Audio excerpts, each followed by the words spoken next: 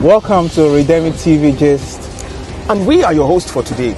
My actual migration to Germany was really a tough decision for me to make. And this somatically meant a lot of financial responsibility and numerous unforeseen sacrifices I had to make for myself. And Mr. Reed, how did you come to Germany? Can you share with us your experience, your migration experience? Oh, thanks for that question. Like, there are different modes in which you can transport yourself to Germany. You have the air, you have the water, land transportation, and in the worst case scenarios, you have the pipeline transport. Huh? Pipeline transport. Damn! You mean people are being conveyed and people migrate from wherever country they come from to Europe using pipeline system of transportation? Yeah, it's a system of transportation, but if you don't know, now you know. And to the listeners, we are about to unlock a new means of transportation, which is the pipeline transport, which is going to be running with human network.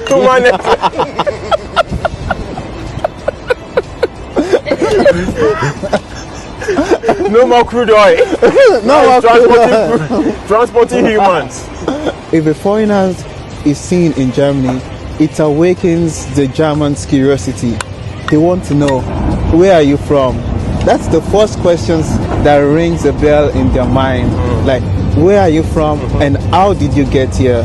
And of course, if you present yourself properly, it even awakens this curiosity more. What I've noticed here is that people here are direct when they're looking for answers that matches their curiosity. And it could be that in your place of work, somebody comes to you with the expectations that you came peddling on a boat.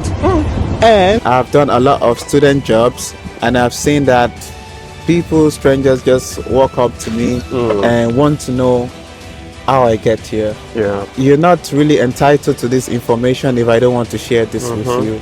So what I feel like is every person out there is destined for greatness, irrespective of their journey in coming in here. To answer the question to this story, yes, I came into Germany by flight.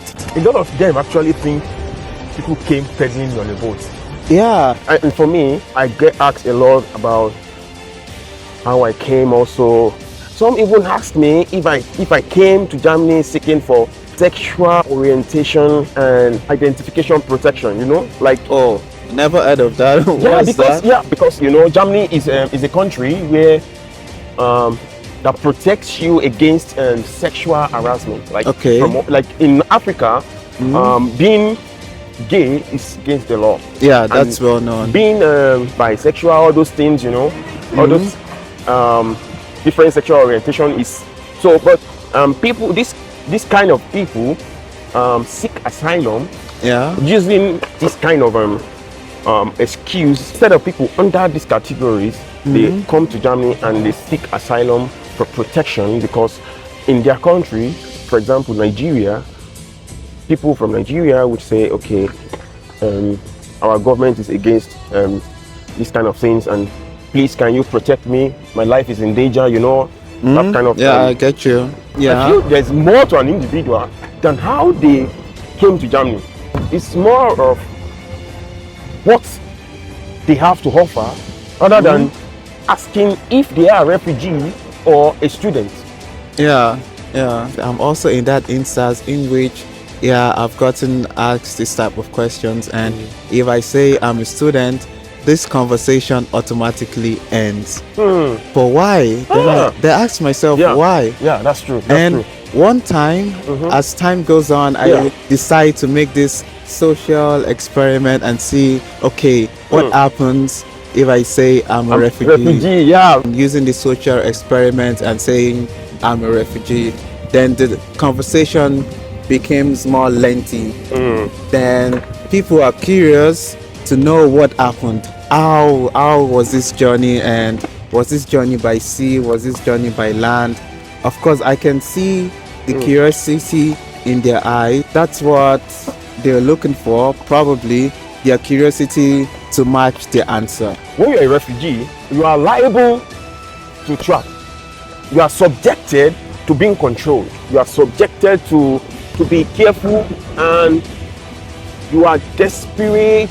You want things to fall in line for you. When you talk to a German, for example, that you are a refugee, she automatically likes you. Why is that? Because they feel they can manipulate you. They can subject you to a lot of things you don't want to do. You know, but when you are, does that mean you lack your free will as a person? Exactly. Now, or you should be treated the same as the other individuals? Let me come in. Let me tell you something. For example, I told an aspiring girlfriend. She's a medical doctor. She knows the value of being educated, and in the long run, I told her I want to pursue my PhD. Do you know that she stopped talking to me? Why? Because she feels I would be extremely knowledgeable. I would understand what I want in life. You know. So this person doesn't want you to make decisions for yourself, but wants to make decisions for you. How do you find it living in Germany so far? Yeah, living in Germany for me has been so unrealistic and very robotic, very socially orchestrated to weaken your mind. Oh wow. So for me, living in Germany has separated me from the reality of Nigeria, where everything is almost possible. Everything is possible. But here, everything is possible, but there are rules. Exactly. Everything doesn't go as smooth or as fast as it should be. Honestly, living in Germany for me has only financially increased me. Morally, I'm still coming late to events as often.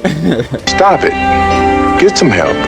This aspect in my life has really changed because I found the essence of time. Punctuality to everything is being seriousness, and it's also a sign of respect. So what should you do about this? I can change. I can change, but it is what it is, man. It's not. It is what it is. It's my blood. There's room for improvement.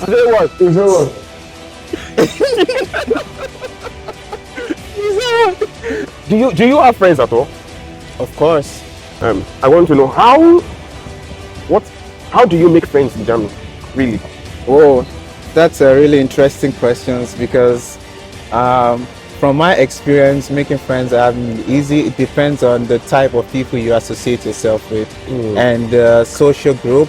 And moving around with the locals feels secluded because they're in their own bubble. And as a student, I only have this chance to make friends with the student friends that I have. Making friends with a local has only result when I drink alcohol or when I'm in a social gathering of drinking alcohol. I don't want this to be my life. Yeah, that's true because people are more able to talk more. People are more friendly, chatty, friendly, homey, welcoming. When they are drunk. Yeah. But that should be the case. It shouldn't be. You should be able to be another type of social gathering and be able to engage and make friends without getting drunk, without being influenced to make friends under the influence of alcohol. You understand me? A lot in Germany, a lot of folks only get together when it is party, when it is all about getting drunk, and they are really ready to be your friend at that moment. At that present moment, willing to be your friend. You get drunk together. Once it's Monday, what happens when the party is over? What happens when the party is when the highness is over? We are back to our enmity. We are back to our enmity. Nobody knows each other anymore. So that is it. So in our own case, how I grew up, friendship situationship, relationship, everything ship does not have to be influenced by any substance or by any activity, you know. It has to come naturally, you know. And come freely. Yes. So most of the time, the way I keep my friends around me is far beyond just drinking alcohol, just partying. It's far beyond just taking hard drugs. For me, making friends here is next to impossible. It is almost impossible. If you are not a smoker, you cannot make friends. If you are not an alcoholic, you cannot make friends. Even my neighbors are not my friend, and I only get to see my neighbors when I have packages delivered to me and I need to go and get it from them. That is only when we get to talk. But that's really nice that they are receiving your packages. That's a sign of kindness. What else can you ask for? I can't, nothing more. Yeah. Nothing. At Bro. least they receive your packages and you don't need to go and receive it out there. The conversations that goes all around here, if you're out there and somebody wants to speak to you, conversations that I've had is, do you have a lighter? I mean, of course I do, because I'm a person of color, and that's why I should always have a lighter with me. And what other conversations do I have? Don't do this, don't do that. And that's a way of breaking the ice with you as a person that doesn't live here. What can you tell young Nigerians that would like to come to Germany? Be your true self. Be your true self. Be mentally ready. Be physically ready, and be emotionally ready. I've seen a lot of African guys. I'm not sure if they're Nigerians who have gone mentally disoriented. Okay. Who have gone mentally gaga. Wow. Yeah.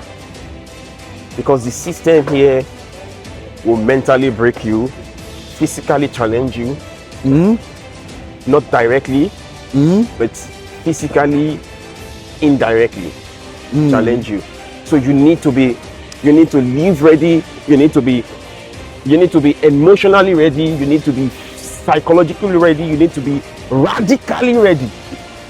Young Nigerians out there, if you are willing to travel abroad, you need to be mentally ready, be physically ready. This environment, this sphere is totally different from what you know in Nigeria. Like you said, you guys out there, you have great potentials and you're ready for greatness. You're built different. Yes, you Peace are. out. You are ready for greatness. And please don't forget to like, Share and subscribe. subscribe.